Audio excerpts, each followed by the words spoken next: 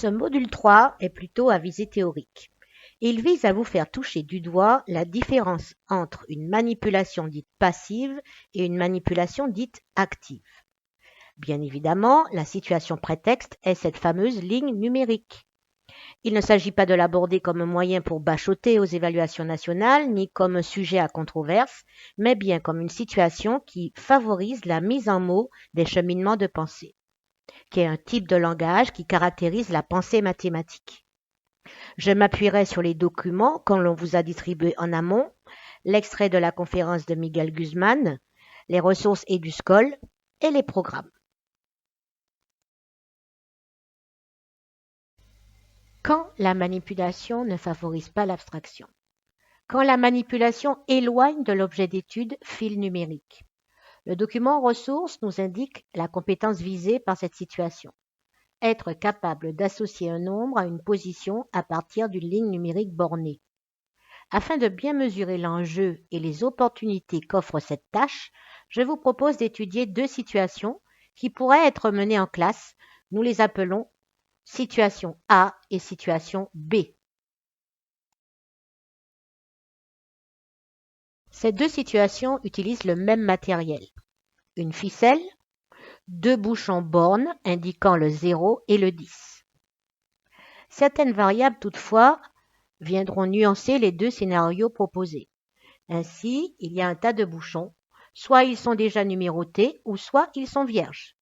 Ils sont en libre accès ou pas.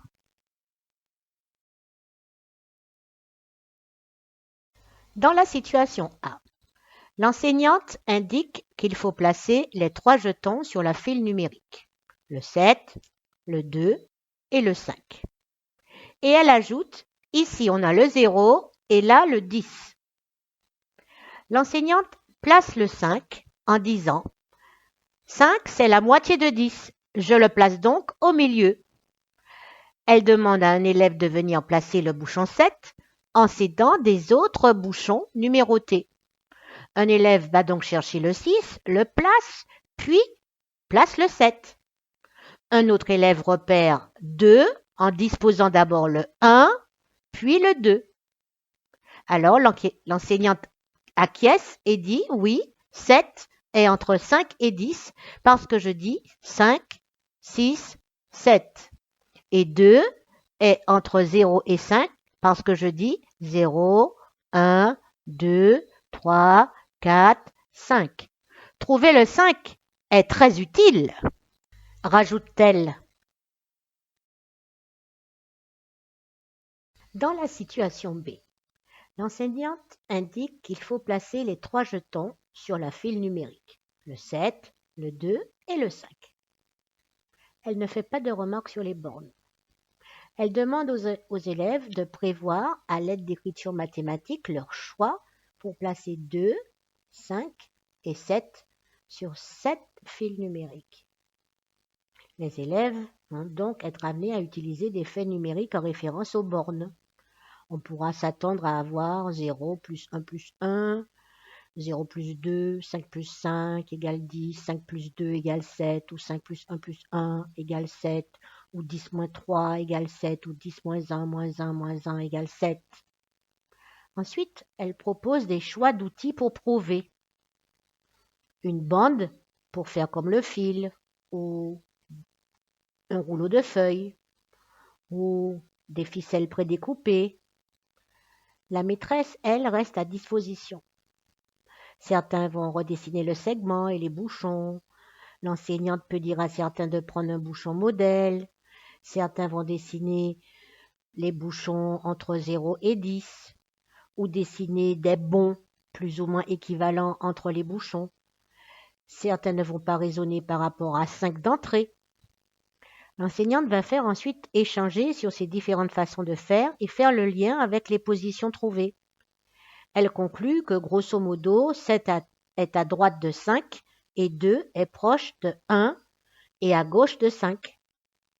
Mais elle complète en disant « Par lequel faudrait-il commencer pour trouver les deux autres ?» Une discussion s'engage, les élèves s'appuient sur leur représentation. Ils vont mobiliser des connaissances, comme celle Pour passer d'un nombre à l'autre, on ajoute 1 de droite à gauche. On enlève 1 pour reculer d'un nombre à l'autre vers la gauche.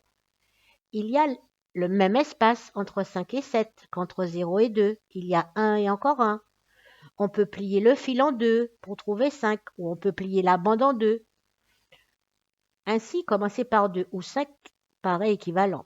Elle conclut en disant « Regarder les bornes et les nombres donnés nous permet de mieux choisir pour mieux placer les nombres les uns par rapport aux autres.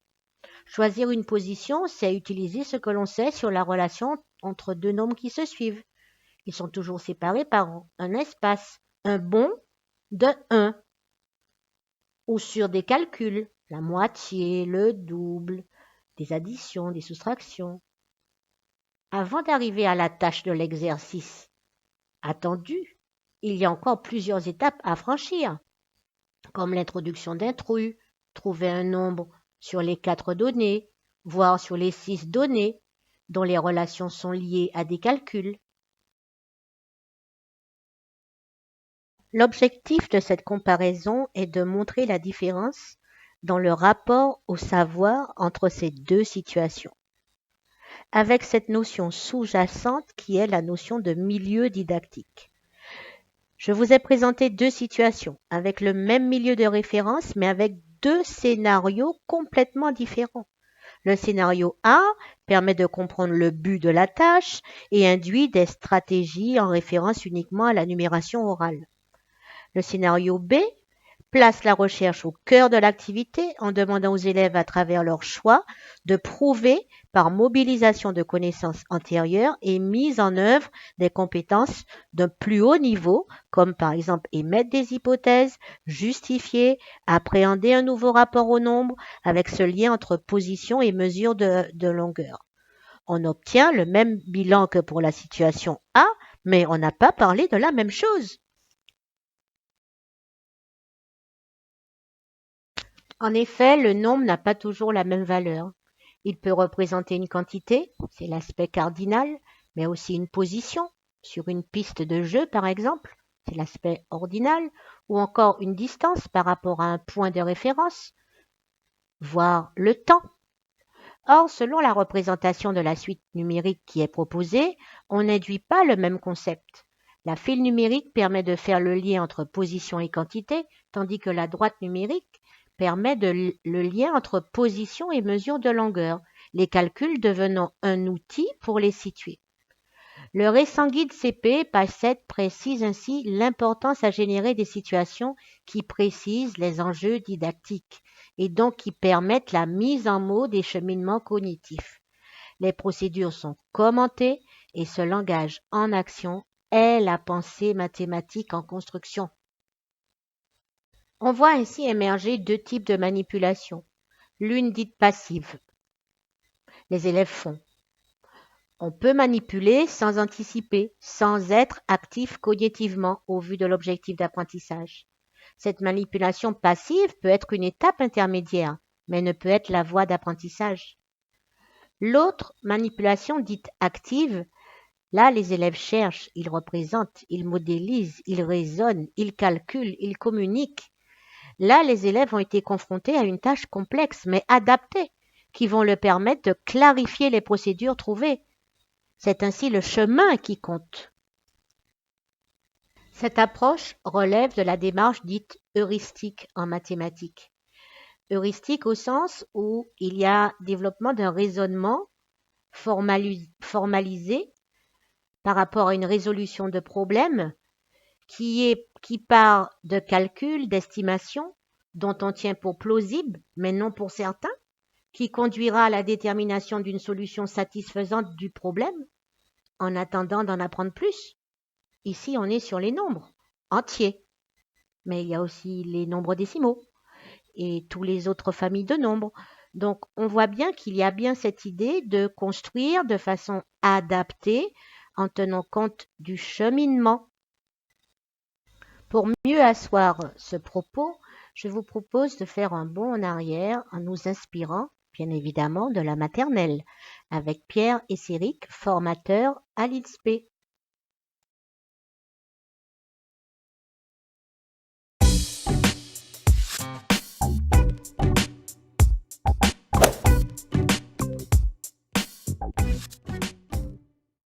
En mathématiques, à l'école maternelle en particulier, la manipulation est quelque chose d'absolument indispensable.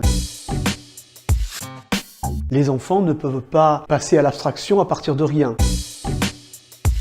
Ça ne va pas être n'importe quelle manipulation. Parce que si on reste au niveau de la manipulation, en fait, les enfants vont manipuler des objets, mais ils ne vont jamais faire des mathématiques, puisque les mathématiques, par essence, sont abstraites. Et donc, pour y accéder, il va falloir poser des contraintes. Et quelque part, il va falloir empêcher la manipulation, ce qui peut paraître un peu paradoxal. La manipulation va servir aux enfants à se représenter les problèmes, à comprendre de quoi on leur parle, mais à un moment donné, il va falloir bloquer l'accès au matériel pour que les enfants puissent passer au niveau de la représentation.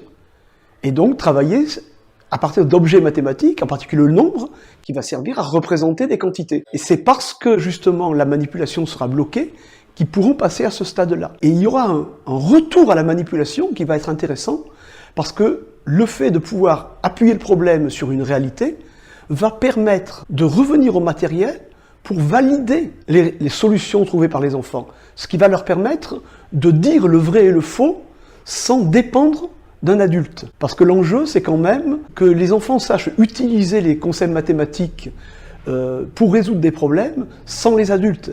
Et pas de faire des mathématiques quand un adulte leur dit de faire ceci ou de faire cela. Il y a effectivement une question de mode. Souvent, il y a une vision très naïve de la manipulation derrière ces modes. On mettrait des objets entre les mains des enfants, on leur met des jeux et que ça serait magique, qu'ils apprendraient des mathématiques. Et ça, c'est un petit peu dangereux parce que ça peut déboucher sur l'empêchement des enfants d'accéder aux mathématiques. Parce que s'il n'y a pas des contraintes, en fait, à un moment donné, on va les enfermer dans le milieu matériel et du coup, ils ne pourront plus accéder aux mathématiques. C'est une nécessité pour tous les enfants, pour se représenter les situations.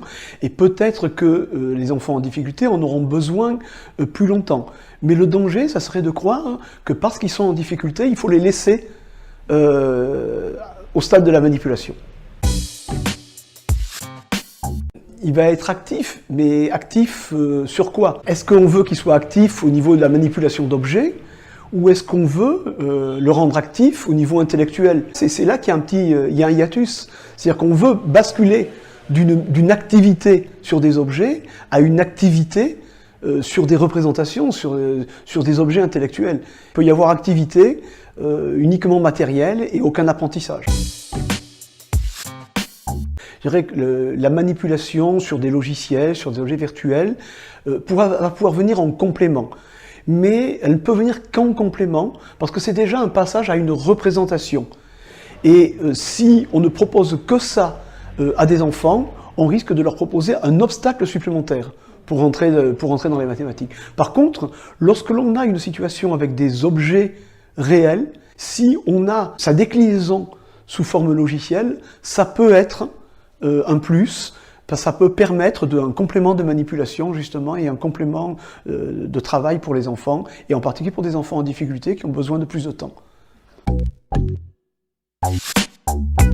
Oui, il faut que les enfants manipulent, à condition de les empêcher de manipuler.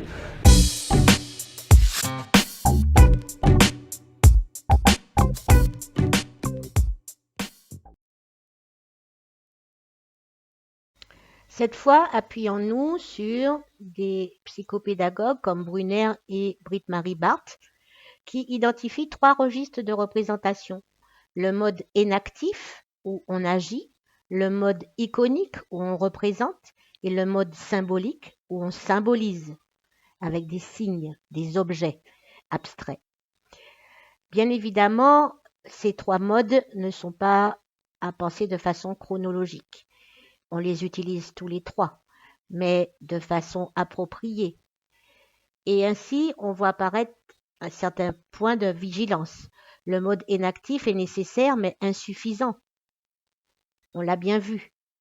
Il ne participe pas à la construction, à la voie d'apprentissage.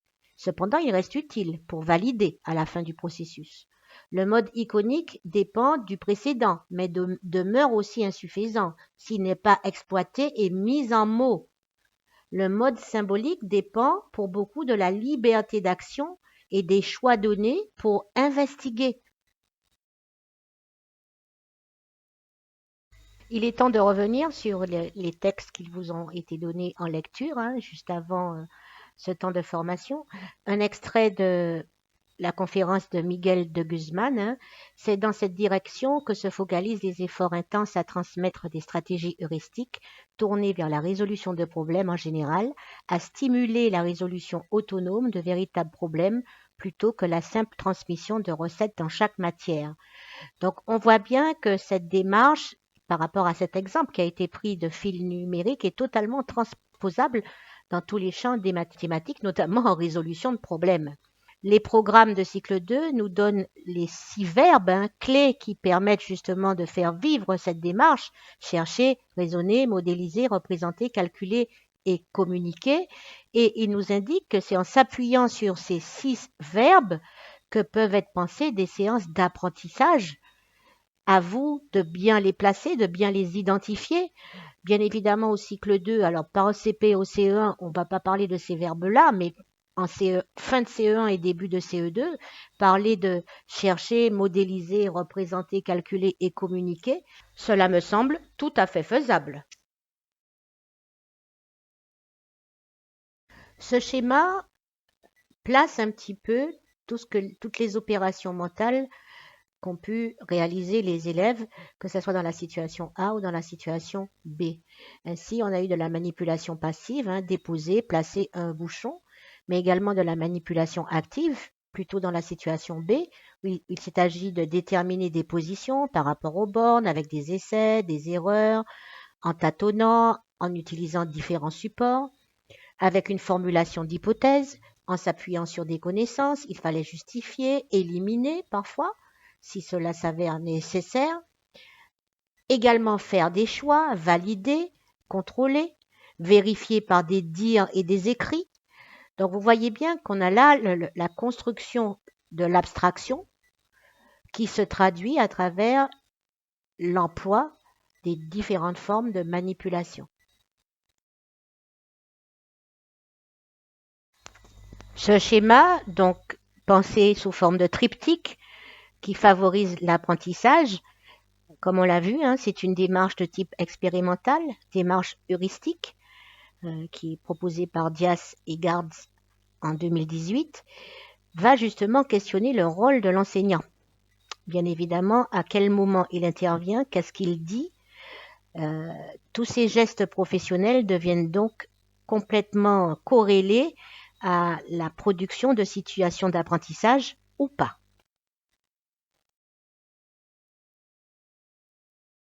Dans cette partie, nous sommes restés bien évidemment du côté des conditions d'apprentissage, avec ou pas manipulation.